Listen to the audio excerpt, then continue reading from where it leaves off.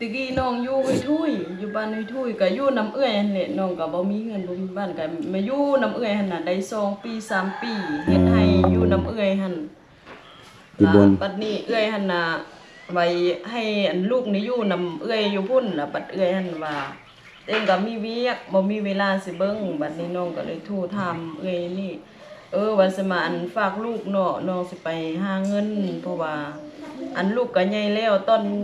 ย้ำลูกน้อยเนาะก็ได้อยู่แต่นำลูกหั่นแหละบ่ได้ไปใช้บ่ได้หาเงินเลยก็อยู่เฮ็ดให้น้ำเอื้อยหั่นเงินก็บ่ได้ไปหาเดี๋ยวนี้ลูกใหญ่แล้วก็ว่าเพราะว่าอยากไปหาเงินแหละได้เงินก็ว่าสิมาเฮ็ดเฮือนหลังน้อยๆให้ลูกอยู่เนาะเพราะว่าให้มีเฮือนตัวเองให้ลูกอยู่เพราะว่าตอนนี้ก็พาลูกหั่นน่ะอยู่นำอันเอื้อยหั่นล่ะไปๆมาๆบ่มีบ่อยู่บ่ลำบากเนาะแม่น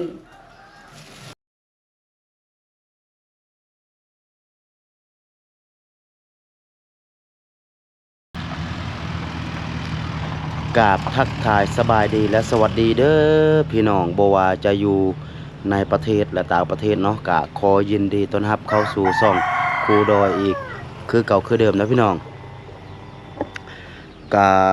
เดี๋ยวนี้เนาะครูดอยอยู่ที่บ้านของไอฮักเนาะพี่น้องก็คือเมืองพร้าวดมแขวงบ่อแก้วเนาะ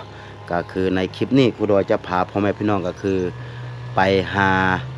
น้องบัวกับน้องบี้พี่น้องเนาะซึ่งว่าเป็นสองเอื้อยน้องที่ว่าครูดอยไปเห็นอยู่ในกองขยะแหละพี่น้องเอ้ยเนาะแล้วก็มื้อนี้ครูดอยจะไปหาน้องเพิ่นแล้วก็จะไปเบิ่งบอนที่ว่าจะสร้างบ้านให้กับน้องเพิ่นเนาะเพราะว่าช่วงอาทิตย์แล้วพี่น้องครูดอยมาแล้วก็มาบอกให้ป้าของน้องบัวน้องบี้หั่นน่ะเนาะก็คือซอกคนไปทางบอนที่ว่าจะสร้างบ้านให้กับน้องบัวน้องบี้หั่นแหละเนาะแล้วก็เดี๋ยวนี้ละแม่นครูดอยจะไปเบิ่งว่าเดี๋ยวนี้หั่นได้ทางละบ่เนาะถ้าว่าทางแล้วก็ครูดอยก็จะได้จ่ายเงินเนาะเพราะว่าครูดอยบอกว่าถ้าทางหมดตัวนั้นแล้วก็ครูดอยจะให้คือ300,000กีบพี่น้องเอ้ยเนาะก็ประมาณ500 บาทนี่แหละเนาะเพราะว่ามันบ่หลายมันบ่กว้างนั่นแหละพี่น้องเอ้ยเนาะเดี๋ยวเป็นจะได้แล้วก็เฮาค่อยไปพบไปพอกันอยู่พุ่นแล้วก็โอเคพี่น้องเนาะเดี๋ยวนี้ครูดอยก็มาฮอดอยู่ที่บ้านป่าของน้องบัวกับน้องบีเป็นทีเยี่ยมห้อยนะพี่น้องบัวน้องบีดูฮะน้องบีไปเล่นมะเอามานอกมะป้าโถมื้อนี้เป็นครั้งแรกพี่น้องเอ้ยเนาะนี่เป็นครั้งแรกเป็นมือทำอิฐที่ว่าครูดอยมาหาแล้วก็เห็นมัดผมมัดเอ้ยแล้วก็เครื่องคองมันนั่งก็ค่อนข้างสะอาดเนาะพี่น้องเนาะมื้อนี้นี่นะนี่นับตั้งแต่ตีนจนว่าจำหัวเลยโถสบายดีเด้สบายดีเด้โดยเบิ้งเปลี่ยนร่างมานี่อย่างงามเลยไผมัดให้แม่มัดให้แม่มาแล้วใส่แม่ใส่แม่อยู่ใส่แม่อยู่ต้นพึ่งฮะอยู่ต้นพึ่งมา เพิ่งมาอยู่ไซเมอยู่พุ่นอยู่น้ำพุ่นโอ้เดี๋ยวนี้แหละมันแม่มาแล้วมันมัดผมเปียผมให้อย่างงามเนาะเดี๋ยวนี้เนาะป้าโธ่เบิ่งอันนี้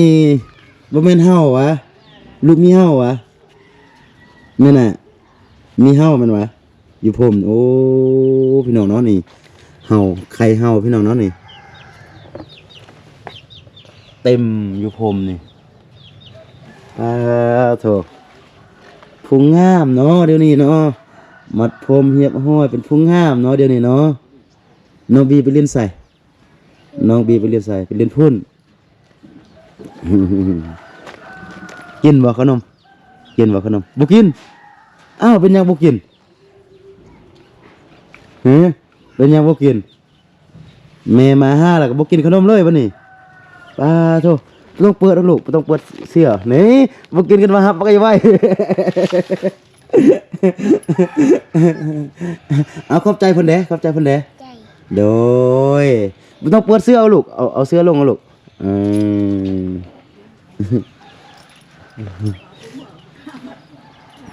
นี่เนาะพี่น้องก็คือ แม่น้องบัวแม่น้องบีมาเป็นที่เฮียห้อย สบายดี เจ้าสบายดี โดยมามื้อใด มาเมื่อวันซืน มาเมื่อวานซืน โดย เดี๋ยวได้เงินหลายบ่ บ่ได้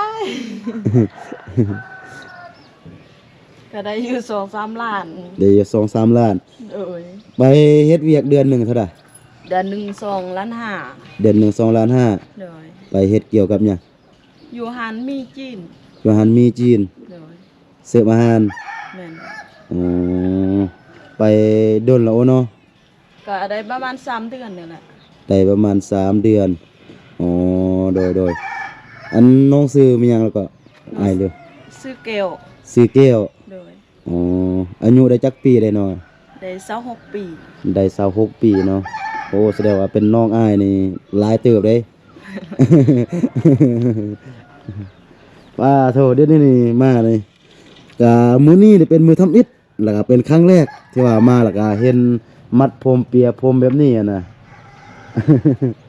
แต่ละมือมาป้าโทพี่ดังพี่หอดแก้มพี่ผมนี่แม่นจักมันขึ้นเทิงหูจักมันลงรวมหู บ่ฮู้ซะมื้อนั้นมาผมมันน่ะมีแต่ขี้ต้มมัดผมมันนึกแข็งมัดพาอาบน้ำแล้วก็สระผมให้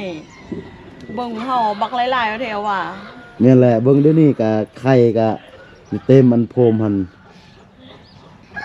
ก็ เฮ็ สิ ดจั่ง ซื้ ใด อยามาฉีดบ่ให้มันมีห้อง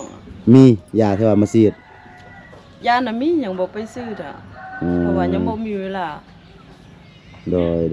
มามื้อวานนี่มื้อนั้นละมื้อวานนี่ก็ไปทางให้เขามื้อนี้ก็ว่าสิพักซักเครื่องซักหยัง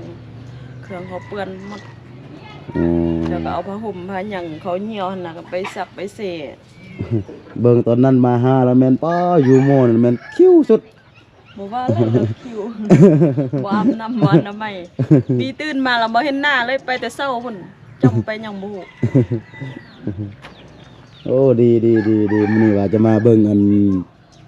บอนแปลงเฮือน เพิ่นบ่ดีมาเจอเจ้า น้องก็ว่าซักเครื่องแล้วก็จะว่าไปจูดเบิ่งอันเข้าทางน่ะสิจูดแล้วจะไปห่อไม้หั่นน่ะแปลนน้ำไม้เบิ่ง โดยดีซะนะเฮาจะได้อันฮิบเฮ็ดนะว่าถ้าเฮานานเฮ็ดมันก็นานแล้วนะนานได้อยู่ อย่างน้อยป้าโทษคุณ หมูเมาหมูเมา นี่ป้าโทษคนบ่ดีนี่สิตีแม่นี่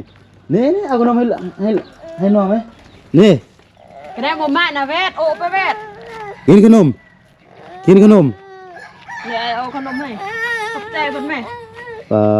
นี่ ให้เถอะ แม่มาแล้วว่าเปลี่ยนเป็นคนละคนเลยเห็นหยังสิตีแม่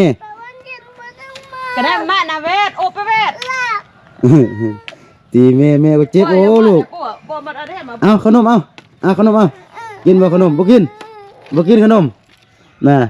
เอาขอบใจเพิ่นแม่ โธ่เปลี่ยนจากตอนนั้นเลยพี่น้องนี่ป้าโธ่ บ่เตะ แม่มาแล้วว่ามีซุปมีเสียงเลย มันตั้งเฮ็ดถ้าบ่มีใครอยู่นี่มันย่านที่สุดอันนี้นะถ้ามีคนอยู่นี่มันต้องบ่ย่านบ่มาแทมตีมาวักเปิดพันเนี่ยเหมือนเนาะโอ้วักนากลางเอ็มเนี่ยสิมีโอ้ยเวียดไหนบัวกลายมัน เออ เข้ามานั่งไหนแม่ โดย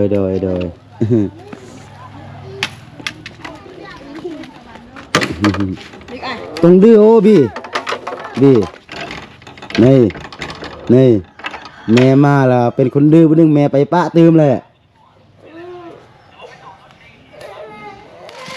ก็คือดังคลิปก่อนๆพี่น้องเนาะครอยมากคือมี เข้ามานั่งไหน บ่นั่งบ่ปากบ่ตีนำคุดอยเลยเนาะเดี๋ยวนี้แม่มาแล้วก็เป็นคนละคนเลย โทรศัพท์อันไหนเนี่ย เอ้าขนมกินบ่ เอาล่ะขอบใจเพิ่นไหม เอ้า ขอบใจเพิ่นก่อนไหม บ่เอาให้อัน เขากินเด้เน้อเอาให้เพิ่นเน้อนี่เอาให้เขาเด้เอาซะนะนี่เอาน่าสิกัด ขอบใจมันไหมเอาล่ะขอบใจมันไหม โอ้ยบีไอ้บีเอานี่ไอ้ปลานี่เน้อนี่บ่อยากได้แล้วของลิ้นนี่ต้องให้บ่ต้องดื้อถ้าดื้อนี่บ่ไปซื้อของลิ้นให้ตื้มเลย มามื้อนั้นหนูก็ให้ว่าแม่คือบ่ซื้อของเล่นมาให้เด้เอามื้อนั้นอ้ายก็พาไปซื้อได้หลายคันพุ่นรถก็บางหลายมันว่าเสียหมดน่ะเสียหมดบัดไปลิ้นโหไปบักหลายๆมันก็เสียหมดเขาก็เอาไป โอ้อันให้แล้วมันอยากกินอันนี้ เห็นน้องมันกินมันว่าเขาซื้อให้แต่ เอ น้ อ อง เนาะให้อยากกินอันเส้นเนาะมี มีคั่วพี่น้องมีแห้ง โอ้บีนี่จะโหดไปกล้าบีอยากกินจะมาตีแม่จะได้ดึงแม่กับไปปะตื้มป่าโทเอากินเลย โอ้ มือบ่ล่างป่า ไปเล่น โท มามือบ่ล้างกินเลย คุณเดี๋ยวนี้มีซุปมีเสียงแล้วเดี๋ยวนี้นะ โอ้บ่ยมาเปิด มาตัวเรือโร จังเต้นหน้า บ่ให้ไผมา บ่มักไผ เดี๋ยวบ่มาผู้อันใหญ่หั่นบ่ให้เรามาเฮ็ดนั่งอยู่ในเฮือนให้เราออก โอ้ นั่งลิ้นเด้อเนาะ ยังมีบ่มักคนอื่นตืมโอ้น้องวีนี่เอาแต่ใจสุด มาแต่ละเทื่อนี่คือมีดบอกยิ้มก็บ่ยิ้มเอามายังให้ก็บ่ยิ้มมีแต่มือ ก็เต้นหน้าเอ็ดก็กะ ไหนสไลด์เพิ่นออกไว้เพิ่นนั่งเข้าในเฮือนบัวออนเสียนะบัว อันเสื้อโทรศัพท์ นี่น้องบัวก็แม่มาก็เอาโทรศัพท์แม่ก็เบิ่งแบบนั้นเลยเนาะหมดมือหมดวันแล้วเนาะ เบิ่งแล้วก็เด็กน้อยก็มาอม มีโทรศัพท์แล้วบ่ไปลิ้นแล้วอยู่ในเฮือนบ่ไปลิ้นแล้วมันแค้นแล้วถ้าบ่มีโทรศัพท์มีแต่ไปรอกลางทงกลางหน้าพุ่นแหละเขาอยู่หั่น ก็ไหนอยากได้โทรศัพท์ติไหม อันใดก็เองก็สิเอาหมดจะได้เอาโทรศัพท์แล้วก็ขนมตัวนี้ให้น้องบัวเด้อให้เอื้อยเด้อเอาบัวกินขนมเอาเด้อนี่หยาดโทรศัพท์กันแล้ววันนี้บัวอ่อนเสียงไว้มันเข้าอยู่บ่นี่บัว หยาดโทรศัพท์กันแล้ววันนี้นะได้โทรศัพท์แล้วแม่นบ่ไปเลาะบ่ไปลิ้นแล้วเนาะหมดมือแหละ ก็คือมือที่ว่าอันอายไปเจออันน้องสองคนนี่ก็พอดีอาจจะเข้ามาในเมืองนี่แหละก็มาเห็นน้องบัวนี่พอดีนั่งอยู่อันกองขยะอยู่ลุมพุ่นแหละอยู่อันลุมทางพุ่นแล้วก็น้องบีนี่นั่งอยู่แคมทางแล้วก็จับอันยาสูบไฟฟ้าที่ว่าเพิ่นทิ่มแล้วน่ะแล้วจักมันอยู่ทางหน้าจักมันเหี่ยวอยู่หั่นฮู้จักมันยังฮู้แหละคืออีแม่นเหี่ยวอยู่หั่นแล้วก็นั่งลิ้นน้ำเหี่ยวตัวเองอยู่หั่นน้องบัวน่ะก็จับเป่าแล้วก็นั่งอยู่อันกองขยะอันแหละขี้ขยะไปมาแล้วก็อายไปเห็นแล้วก็มาถามบอกว่าแม่บ่อยู่นำอันอยู่นำหน้าหรือแม่นป้า เพิ่นบ่สร้างว่าอยู่นำหน้าแม่ไปรับจ้างว่าพ่อกับแม่ปะกันแล้วว่าบ้านบนตัวเองอยู่บ่แม่นบ้านตัวเองพุ่นอยู่พุ่นว่า ตะกี้น้องอยู่ไว้ทุยอยู่บ้านไว้ทุยก็อยู่น้ำเอื้อยหั่นแหละน้องก็บ่มีเงินบ่มีบ้านก็มาอยู่น้ำเอื้อยหั่นน่ะได้2ปี3ปีเฮ็ดให้อยู่น้ำเอื้อยหั่น อยู่บน บัดนี้เอื้อยหั่นน่ะไว้ให้อันลูกนี่อยู่น้ำเอื้อยอยู่พุ่นน่ะบัดเอื้อยหั่นว่าเองก็มีเวียกบ่มีเวลาสิเบิ่งบัดนี้น้องก็เลยโทรถามเอื้อยนี่ว่าสิมาอันฝากลูกเนาะน้องสิไปหาเงินเพราะว่าอันลูกก็ใหญ่แล้วตอนย้ำลูกน้อยเนาะก็ได้อยู่แต่นำลูกหั่นแหละบ่ได้ไปใช้บ่ได้หาเงินเลยก็อยู่เฮ็ดให้น้ำเอื้อยหั่นเงินก็บ่ได้ไปหาเดี๋ยวนี้ลูกใหญ่แล้วก็ว่าเพราะว่าอยากไปหาเงินแหละได้เงินก็ว่าสิมาเฮ็ดเฮือนหลังน้อยๆให้ลูกอยู่เนาะเพราะว่าให้มีเฮือนตัวเองให้ลูกอยู่เพราะว่าตอนนี้ก็พาลูกหั่นน่ะอยู่นำอันเอื้อยหั่นล่ะไปๆมาๆบ่มีบ่อยู่บ่ ลำบากเนาะ แม่น ราะว่าลูกยังน้อย มา นี่ นี่ล่ะน้องใส่น้องนี่เราว่าเราเห็นใจเนาะเพราะว่าดินนั้นดินพ่อแม่ก็มีน้อยเขาแบ่งกันหมดแล้วแต่ส่วนน้องนี่น้องบ่ได้ อ๋อ แต่น้องใส่น่ะเห็นใจว่าไอ้ต้นเนาะเอาพวกน่ะบัดนี้ป้าอันต้นพ่อน้องนี่ป้าอันผู้อันเป็นเอื้อยนี่ได้ปีหนึงแล้วผู้นี้ได้10 มื้อ10 มื้อแล้วล่ะก็นี่ป้าล่ะน้องก็อยู่น้ำลูกนี่อยู่น้ำลูกก็บ่ได้ไปหาเงินบ่ได้ไปหาคำนำเขาไปเฮ็ดหยังน้องก็บ่ได้ไปเพราะว่าก็บ่มีไผเอาลูกเด้ก็ได้อยู่น้ำลูกโอ้ช่วงตอนนั้นลูกน้องยังน้อยนี่น้องลำบากสุด โดย อยู่กับลูกบางทีก็ให้เพราะว่าเขาได้ไปย่างน้องก็บ่ได้ไป เขาได้เฮ็ดอันเวียกน้องก็บ่ได้เฮ็ดเพราะว่าบ่มีใครเบิ่งลูก โดย อยู่แต่นำเข้าอัน โดย ลูกนี่ก็ได้9เดือนนี่ก็ได้2ปีก็ไปอยู่น้ำเอื้อยอยู่พุ่น อืม ไปอยู่ก็ไปเฮ็ดเวียกอยู่พุ่นก็มีอันแม่เฒ่าของอันไอ้เคยแล้วก็ให้ลูกหั่นน่ะอยู่กับแม่เฒ่าน้องก็ไปเฮ็ดงานจีนแล้วก็ไปเฮ็ดให้นำไอ้เคยแล้วก็เอื้อยอยู่พุ่น เฮ็ดอยู่ได้2 ปี3 ปีเดี๋ยวนี้ลูกก็พ่อใหญ่เนาะก็คิดว่าลูกก็ฮู้ความเด้ก็ว่าจะมาพักนำเอื้อยนำลุงอยู่นี่ก็ว่าจะไปหาเงินเพราะว่าตอนนั้นน้องก็บ่ได้ไปหาเงินแต่มาปุ๊บน้องก็ขออันดินนำน้องสายก็เห็นใจน้องสายก็แบ่งให้แล้วว่าแบ่งหลายก็บ่เตงก็บ่มีลูกมื้อหน้าก็สิเอาลูกเอาเมียมื้อหน้ามีลูกมีเมียลูกเตงสิอยู่ไสล่ะก็แบ่งให้นิดนึง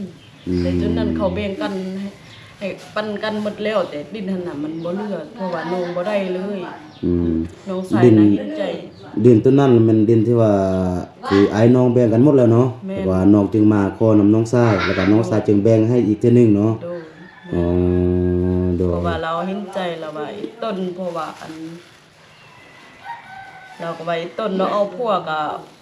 ก็บ่คือพวกเขาหั่น นั่นแหละพวกก็บ่เกิดเวียกบ่เกิดการเนาะแหมบีนี่นะ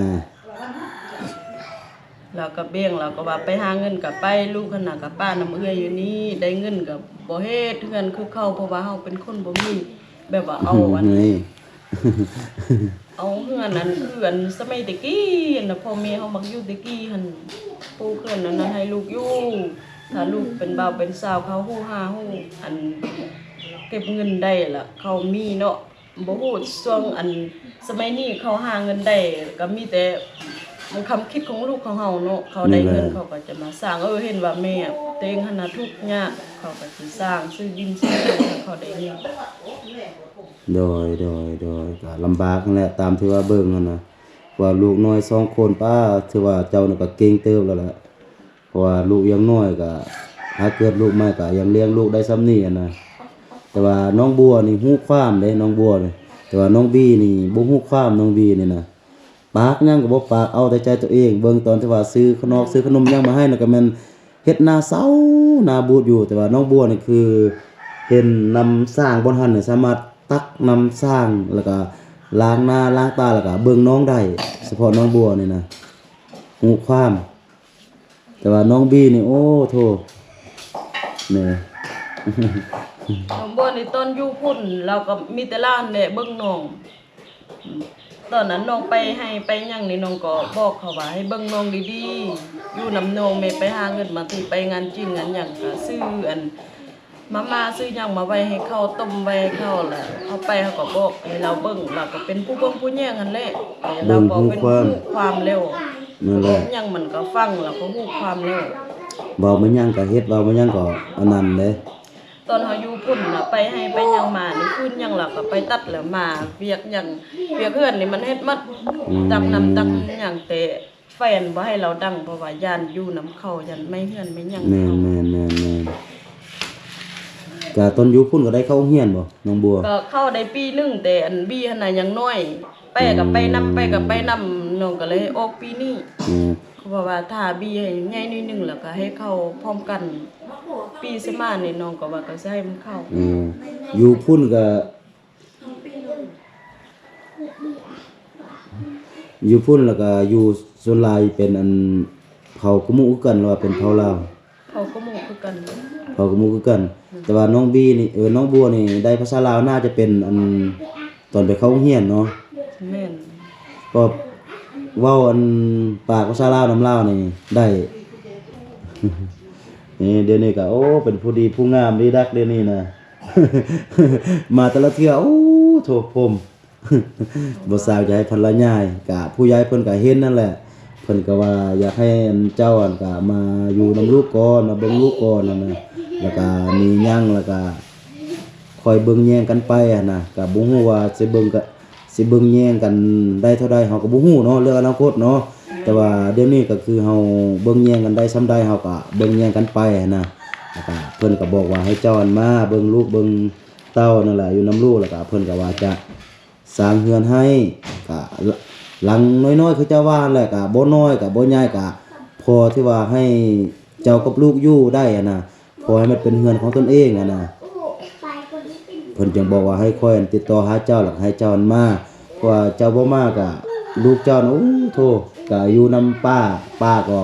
ไปเวียกทุกมื้อก็คือไปเช้ากับค่ำนั่นน่ะนี่ลูกมะลูกบัวมิดแด Bi telur bi. ได้โทรศัพท์แล้วนั่นแม่มาแล้วนั่นป้าโทษความดื้อพี่น้องน้องบี ตอนน้องไปห้างอันเฮ็ดเวียกหั่นน่ะน้องก็คิดฮอดลูกอยู่ก็ตัดสินใจเพราะว่าอยู่นำลูกก็บ่มีเงินบัดไปหาเงินก็คิดฮอดลูกเพราะว่าก็ตัดสินใจเพราะว่าบ่มีพ่อแม่ก็ตายป้าแต่โดน โดยบัวนั่งดีๆมั้ยลูก เต้นเลย นั่งดีๆมั้ยลูกเอ้ากินขนมนี่หรือมั้ย เต้นเลย อ่ะนั่งกินขนมนี่เด้อ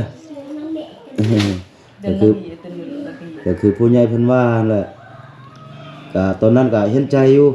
คือเจ้าว่าแหละบ่ไปก็ลูกก็บ่มีหยังจะกินก็ตอนครบจนอันกินนี่เฮาอยากเก็บผักเก็บมีแต่ว่าสมมุติว่าลูกเฮาป่วยเป็นแบบนี้เป็นแบบนั้นน่ะเฮาไปหาหมอต้องใช้เงินเนาะก็ลำบากนั่นแหละก็จำเป็นไปแต่ว่าเดี๋ยวนี้ผู้ใหญ่เพิ่นก็ว่าอยากให้เจ้ากลับมาเฮ็ดเฮือนให้ลูกอยู่ก่อนแล้วก็เป็นจะได้แล้วก็เบิ่งแยงกันไป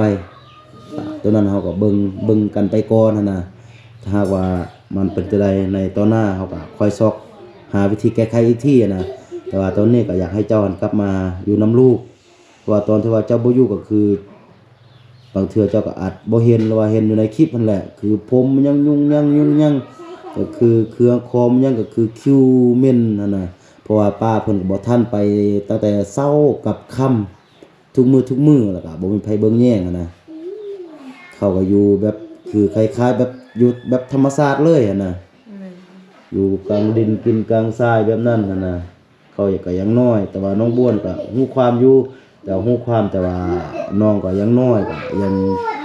ดูแลตัวเองก็ยังบ่ทันทั่วถึงนะมีแต่ให้มาอยู่แหละมีหยังเฮาค่อยเบิ่งค่อยหยังกันไปเนาะ เดี๋ยวเฮาไปเบิ่งอันนั้นเนาะ คนเข้าทางหั่น นั่นแหละว่าเบิ่งแล้วก็จะเอาเงินให้ป้าเพิ่น จะเอาเงินให้เอื้อยเพิ่น โอเคเนาะ เจ้า โดยโอเคซั่นน่ะเดี๋ยวเฮาไปเบิ่งกันนั่นเนาะโอเคก็โอเคพี่น้อยเนาะโอ้อันนี้แม่นของอันป้าเพิ่นว่านี่ของเอื้อยเพิ่นว่านี่อันไม้ฟ้านี่น่ะแม่น่ะ เขาอันตัดก้นอันที่นอนเขาไปทางนี่ โอ้ไม่เฮียนี่วะตัดบนหั่นวะป้อ